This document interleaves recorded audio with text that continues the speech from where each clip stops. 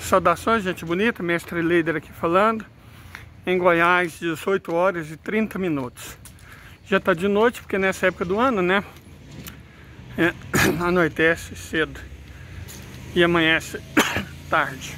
Como vocês sabem, o melhor dessa época do ano é o visual. Olha a lua lá, gente. Coisa linda. Uau. Muito bonito. Muito bonito mesmo.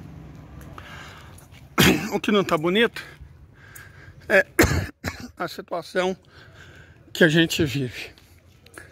O crime, porque a tragédia é quando ninguém espera. Mas quando é feito um relatório com 10 anos de antecedência, alertando, vai acontecer isso, isso e isso. Quando é feito um relatório, uma entrevista, com 2 anos de antecedência, vai acontecer isso, isso e isso, daqui a 2 anos.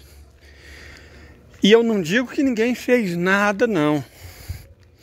A bancada ruralista, a bancada evangélica, a extrema-direita brasileira fez muita coisa para piorar o problema. Eles agiram muito a favor do desespero que acometeu o povo sul-rio-grandense. Então não foi uma tragédia ambiental, foi um crime premeditado, planejado. A própria legislação brasileira, acho que é do mundo inteiro, reconhece a questão de dolo ou culpa. No mínimo, culpa eles tiveram. E alguns tiveram um dolo. Eu diria que a bancada evangélica teve culpa.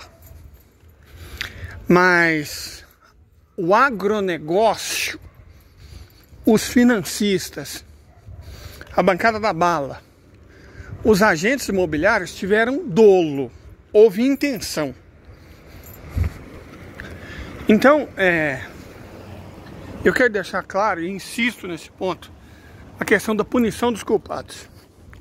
Porque quando alguém comete um crime e não é punido, nem pelo menos reeducado, ele vai cometer de novo. Vocês lembram daquele caso do médico no Egito? O cara que fez uma escrotice, foi pego, e aí o governo daquilo conseguiu tirar ele de lá. Sabia que aquele cara está envolvido em disseminação de fake news? De novo, ele não aprendeu nada. Aprendeu, é claro que ele aprendeu. Ele aprendeu que pode cometer barbaridade e sair impune. É o que acontece quando não se pune, nem reeduca os culpados. Repetindo, se você não pune, nem educa, você não precisa necessariamente punir, conforme o caso, você pode educar. Ou reeducar, né? Todo mundo traz algum tipo de educação. Reeducar é uma palavra melhor. A pessoa vai aprender com a impunidade que ela pode fazer de novo. E normalmente ela vai dobrar a aposta. Você vai dobrar a aposta. Fiz uma vez, não foi punido, não aconteceu nada, então vou fazer de novo. É o que acontece. Nesse caso, gente, o sul do Brasil foi tomado nos últimos 8 a 12 anos, 12 anos, né? Todos os 3 estados, por discursos, e aí eu vou deixar claro, de extrema direita. Esses discursos repercutiram entre a população, porque a mídia é cúmplice, é aliada, é patrocinadora desses discursos, porque ela se beneficia. Veja o Roberto Campos Neto. Ele influenciou a expectativa da queda de juros e depois, alegando que a expectativa era tal, baixou pouco os juros, argumentando que a expectativa era que se baixasse pouco.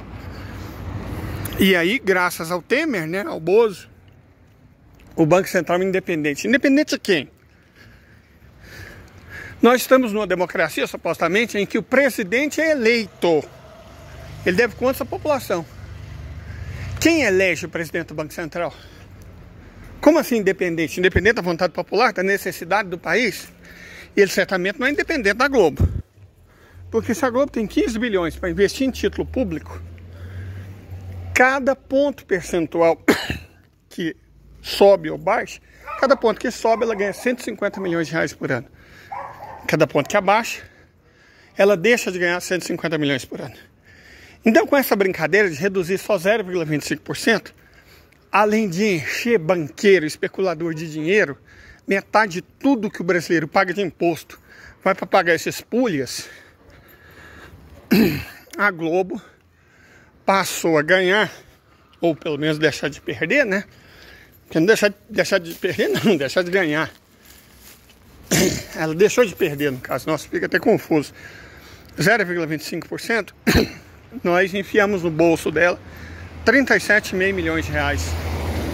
É isso que ela ganha com essa brincadeira. O país todo perde, todo mundo perde. Só ganham os especuladores. E aí o que acontece? Essas pessoas que passaram a votar na extrema-direita, quando as coisas dão errado, igual agora, por conta desse crime ambiental, elas falam, ah, nós somos por nós, ninguém nos ajuda, o Estado é mau. E elas, surpreendentemente, se esquecem que foram elas que escolheram essas políticas. Foram elas que votaram em políticas cuja plataforma é o Estado não intervir no bem público. E agora o Eduardo Leite foi o responsável pelo que aconteceu. Um dos responsáveis, né? O prefeito de Porto Alegre foi o responsável. E a culpa é do governo federal. Quem votou para presidente escolheu um governo que ajudasse as pessoas.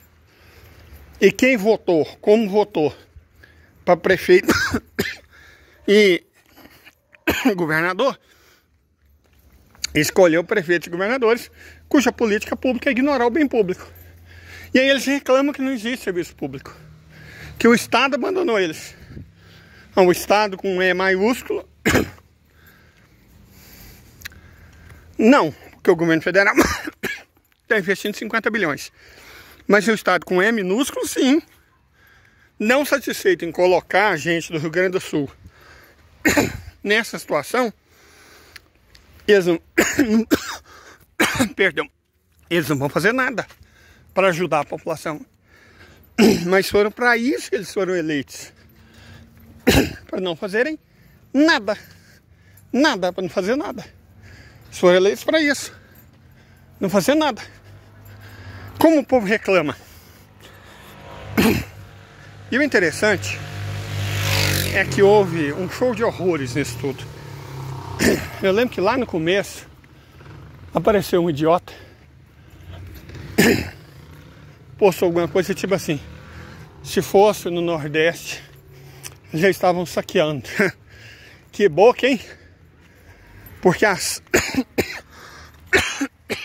cenas de selvageria, saqueadores versus polícia,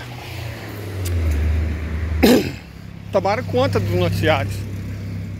As pessoas estão entrando nas casas e saqueando. As pessoas estão fazendo isso em larga escala. Estão até assaltando os voluntários. Então, para quem falou que o Nordeste era bárbaro, é uma surpresa bem desagradável, imagina.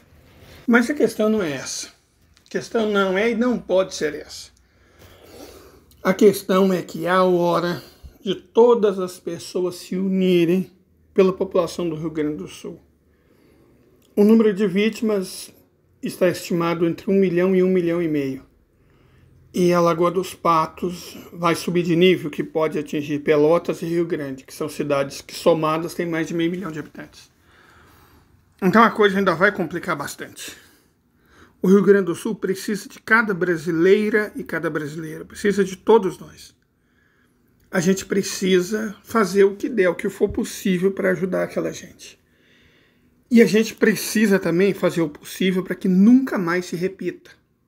Votar tem consequências. Sempre que você vota na bancada ruralista, sempre que você vota na extrema-direita, sempre que você vota em deputado negacionista, em governador negacionista, em prefeito negacionista, essa é a consequência. É imperativo não fulanizar o debate, mas também não despolitizá-lo. Muito pelo contrário. A saída é a política. É socialismo ou barbárie.